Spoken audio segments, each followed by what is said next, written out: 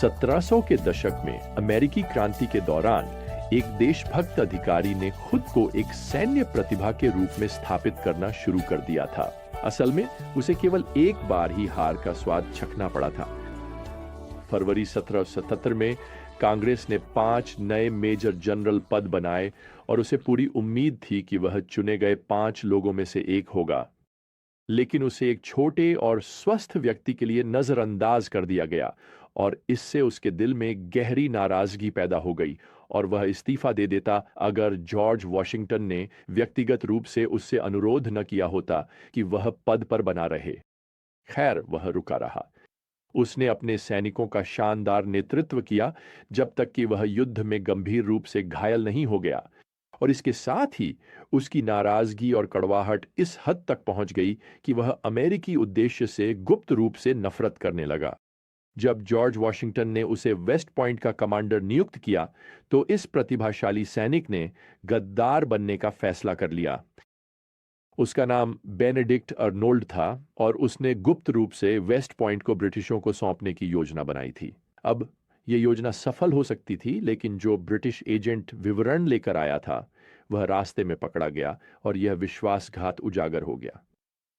खैर, Benedict Arnold जल्दी से एक ब्रिटिश जहाज पर सवार होकर भाग गया। वह इंग्लैंड भाग गया, जहां उसने अपना शेष जीवन बिताया और वहीं उसकी मृत्यु एक अपंग बूढ़े व्यक्ति के रूप में हुई जिसे दोनों देशों ने बहिष्कृत कर दिया था, और सच कहें तो किसी ने भी उससे प्रेम नहीं किया। वह व्यक्ति जो अमेरिकी इतिहास में सबसे प्रसिद्ध गद्दार के रूप में जाना गया। मैं आपको बताना चाहता हूं, मैंने आज तक किसी को नहीं देखा जिसने अपने बेटे का नाम बेनेडिक्ट रखा हो। और जैसे कोई भी अमेरिकी अपने बेटे का नाम बेनेडिक्ट नहीं रखता, वैसे ही मुझे नहीं लगता कि कोई भी जो बाइबल जानता है कभी अपने बेटे का नाम यहूदा रखेगा। आज भी यह नाम यहूदा अपने साथ विश्वासघात की बदबू लेकर चलता है ना? मेरा मतलब है, जरा सोचिए, बेनेडिक्ट अर्नोल्ड ने भले ही अमेरिका के साथ विश्वासघात किया हो, लेकिन यहूदा मसीह के साथ विश्वासघात करेगा। अब हमारे सुसमाचारों के कालानुक्रमिक अध्ययन में हम क्रूस से केवल 24 घंटे से भी कम दूर हैं। अपने शिष्यों के साथ अंतिम भोजन के दौरान यीशु यहूदा को यह बताने वाले हैं कि वह विश्वासघात की योजना के बारे में जानते हैं। अब चारों सुसमाचार इस घटना का वर्णन करते हैं, लेकिन हम यहां यूहन्ना के विवरण पर अध्याय 13 में ध्यान केंद्रित करेंगे। अब इससे पहले कि हम इसमें गहराई से जाएं और इस व्यक्ति के स्वर्ग के राज्य के प्रति विश्वासघात पर उंगली उठाएं, हमें वास्तव में यहूदा की जीवनी की चुनौती पर विचार करना चाहिए। देखिए, गद्दार बनना वास्तव में इतना मुश्किल नहीं है। असल में विश्वासघात स्वार्थ की जुड़वां बहन है। अगर आप हर हाल में पहले स्थान पर आना चाहते हैं या आप पदोन्नत होना चाहते हैं, तो बाकी सभी लोग आपके मुकाबले कम महत्वपूर्ण हो जाते हैं। और जब भी आपको अपने और किसी और के बीच चुनना पड़े, तो आप खुशी खुशी किसी और की जिंदगी को अपने लिए कुर्बान कर देंगे। देखिए, गद्दार वे लोग होते हैं जिन्हें हर हाल में सबसे आगे रहना होता है। तो यहां पद 21 में यीशु अपने चेलों से कहते हैं, तुम में से एक मुझे धोखा देगा। वैसे किसी भी चेले ने यहूदा की ओर इशारा करके नहीं कहा, हमें तो पता था। देखिए, हम अक्सर यहूदा को ऐसे कल्पना करते हैं जैसे वह इधर उधर घूरता रहता हो और उसके होठों पर एक शातिर मुस्कान हो, लेकिन सच तो यह है कि यहूदा को बहुत सम्मानित माना जाता था। असल में वह बाकी चेलों के बीच इतना सम्मानित था कि वे चाहते थे कि वही धन की थैली संभाले। किसी को भी यहूदा पर किसी भी बात का शक नहीं था। और ध्यान रखें कि यहूदा ने सभी संकेतों के अनुसार इन 3 वर्षों में प्रभु का निष्ठापूर्वक अनुसरण किया था। आप जानते हैं, मैं इसे इस तरह सोचता हूं, अगर यहूदा आज आपकी कलीसिया में होता तो वह जल्दी पहुंचता। वह कुर्सियां लगाता, वह कॉफी बनाता, वह संडे स्कूल पढ़ाता। असल में वह शायद डीकन या एल्डर बोर्ड का सदस्य भी होता। सिर्फ यीशु ही जानते थे कि वह कौन है, एक गद्दार बनने वाला। लेकिन इस रहस्य उद्घाटन से कुछ सवाल जरूर उठते हैं, और पहला सवाल यह है, अगर यहूदा यीशु से विश्वासघात करेगा और यीशु को यह पता था, तो यीशु ने शुरुआत में ही यहूदा को क्यों चुना? यीशु ने 12 को बहुत सोच समझकर संप्रभुता के साथ चुना था।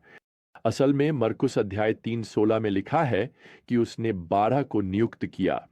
वह जानता था कि वह किसे बुला रहा है और वह जानता था कि उनमें से हर एक क्या करेगा। असल में वह जानते थे कि भविष्यवक्ता जकरयाह पहले ही भविष्यवाणी कर चुके थे कि मसीह को 30 चांदी के सिक्कों के लिए धोखा दिया जाएगा। वह यह भी जानते थे कि पतरस उन्हें नकार देगा और फिर वह पश्चाताप करेगा और अनुग्रह के नए युग में सबसे पहला उपदेश देगा। वह जानते थे कि यूहन्ना को पतमोस द्वीप पर निर्वासित किया जाएगा, जहां वह प्रकाशित वाक्य की पुस्तक लिखेगा। वह जानते थे कि याकूब अपने विश्वास के लिए शहीद होने वाले पहले प्रेरित होंगे। यीशु ने यह जानते हुए भी यहूदा को चुना कि वह क्या करेगा, लेकिन यह भी जानते हुए कि उसके कार्य उद्धार की कहानी में एक पहेली के टुकड़े की तरह फिट होंगे। अब एक और सवाल मन में आता है, अगर यहूदा को भविष्यवाणी की गई शास्त्र की पूर्ति के लिए चुना गया था, तो क्या उसके पास वास्तव में कोई विकल्प था? तो इसका उत्तर है हाँ। यहूदा कोई डोरी से बंधी कठपुतली नहीं था। उसे यीशु ने फंसाया नहीं था। उसने अपनी स्वतंत्र इच्छा का प्रयोग किया। लेकिन मैं आपको बताना चाहता हूं, उसकी स्वतंत्र इच्छा के निर्णय परमेश्वर की संप्रभु इच्छा के भीतर ही फिट होते हैं। और ध्यान रखें कि यीशु मसीह ने यहूदा को उसे धोखा न देने के लिए हर संभव अवसर दिया। उन्होंने उसे 3 साल से भी अधिक समय तक शिष्यत्व में रखा। उन्होंने ऊपरी कक्ष में यहूदा के पैर धोए। इस अंतिम भोज में उन्होंने यहूदा को सम्मान की सीट दी, और यहां तक कि बाद में बगीचे में जब यहूदा उसे चुंबन से पहचानने आया, तब भी यीशु ने उसे मित्र कहा। तो यहां एक और सवाल है, सवाल नंबर 3। यहूदा ने इतना समय यीशु का अनुसरण क्यों किया और फिर उन्हें धोखा क्यों दिया? संक्षेप में कहें तो यहूदा को विश्वास था कि यीशु रोम को हटा देंगे और इज़राइल को सर्वोच्च राष्ट्र के रूप में पुनर्स्थापित करेंगे। यीशु को यह बात शुरू से ही पता थी। वास्तव में यूहन्ना के सुसमाचार के 6ठे अध्याय के 34वें पद में लिखा है कि यीशु को शुरू से ही पता था कि कौन विश्वास नहीं करता और कौन है जो उन्हें धोखा देगा। हाँ, बाकी सभी लोगों के लिए यहूदा एक सच्चे शिष्य की तरह दिखता था, बोलता था और व्यवहार करता था। वास्तव में इस बात को नजरअंदाज न करें कि एक समय पर यहूदा को भी अन्य शिष्यों के साथ सुसमाचार प्रचार करने, बीमारों को चंगा करने और दुष्टात्माओं को निकालने के लिए भेजा गया था। मत्ती अध्याय 10। लेकिन इस पूरे समय यीशु जानते थे कि यहूदा वास्तव में कौन है। यह मुझे उस घटना की याद दिलाता है जब मैं लगभग 16 साल का था। मैं स्कूल के बाद अपने हाई स्कूल के परिसर में काम करता था, एक ऐसा कार्यक्रम जिसमें मेरी ट्यूशन फीस कम हो जाती थी, जो मेरे मिशनरी माता पिता के लिए बहुत बड़ी मदद थी, जिन्होंने मुझे उस ईसाई स्कूल में पढ़ाने के लिए बहुत बलिदान दिया था। लेकिन मैं खुद ईसाई नहीं था, और जहां तक मेरा सवाल था, ये बात सिर्फ मुझे और भगवान को ही पता थी। खैर, मैं जिम्नेजियम का फर्श पोंछ रहा था, तभी प्रधानाचार्य मिस्टर गैरिक फर्श पर मेरी ओर चलते हुए आ गए। पिछले सप्ताहांत एक पार्टी हुई थी जिसमें शराब पी गई थी, और मैं उस पार्टी में नहीं गया था, लेकिन यह मान लिया गया था कि मैं गया था।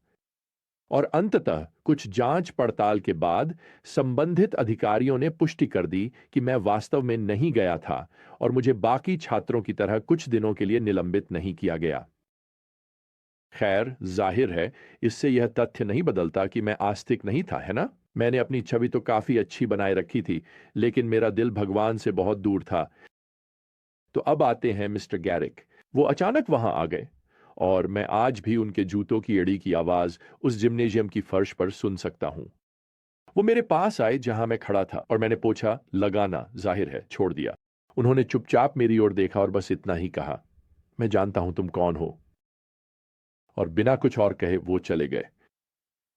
मैं आपको बताऊं, वो पल मेरे लिए बेहद आत्म मंथन करने वाला था, और भगवान ने उन्हें एक अद्भुत तरीके से इस्तेमाल किया। असल में 1 साल बाद मैंने अपना जीवन मसीह को समर्पित कर दिया था। तो आप कल्पना कर सकते हैं कि प्रभु द्वारा यहाँ चुपचाप यह घोषणा करना कि शिष्यों में से एक उसे धोखा देगा, और वह यह जानता है, कितना गहरा आत्म मंथन कराने वाला था। यूहन्ना हमें यहाँ अध्याय 13 की 22वीं आयत में बताते हैं, शिष्य एक दूसरे की ओर देखने लगे, यह न समझ सके कि वह किसके विषय में कह रहा है। मत्ती के सुसमाचार के 26वें अध्याय की 22वीं आयत में और मरकुस के सुसमाचार के 14वें अध्याय की 19वीं आयत में वे यह दर्ज करते हैं कि सभी शिष्यों ने यीशु से वही सवाल पूछना शुरू कर दिया, प्रभु क्या मैं हूं, क्या मैं ही वह हूं? खैर, यीशु जानते थे कि वह यहूदा है। वह शायद वहां बैठा हुआ था, चेहरा शर्म से लाल और गहरे आत्म मंथन में डूबा हुआ। वह शायद अपने खाने की ओर नीचे देख रहा था। याद रखिए, प्रियजनों, विश्वासघात स्वार्थ का तार्किक विस्तार है। साफ तौर पर कहें तो हम भी अपने स्वार्थी तरीके से गद्दार हो सकते हैं। हमारी शादियों में, हमारे पालन पोषण में, हमारी सेवाओं में, हमारी दोस्तियों में, हमारे पड़ोस में, हमारे कार्यस्थल पर। और इसका कारण यह है कि हम वही चाहते हैं जो हम चाहते हैं, जब हम चाहते हैं, चाहे किसी भी कीमत पर। हम सबसे पहले रहना चाहते हैं। अपने स्वार्थ को नियंत्रित करना वास्तव में रोजमर्रा का एक अनुशासन है। हमें प्रतिदिन परमेश्वर के वचन के माध्यम से कार्य करने वाली पवित्र आत्मा की नियंत्रित शक्ति के आगे समर्पण करना चाहिए। आइए आज हम ऐसा ही करें। तो जब तक हम फिर से यात्रा शुरू न करें, प्रियजनों, प्रभु यीशु मसीह का अनुग्रह, परमेश्वर का प्रेम और पवित्र आत्मा की संगति आप सभी के साथ बनी रहे। आमीन।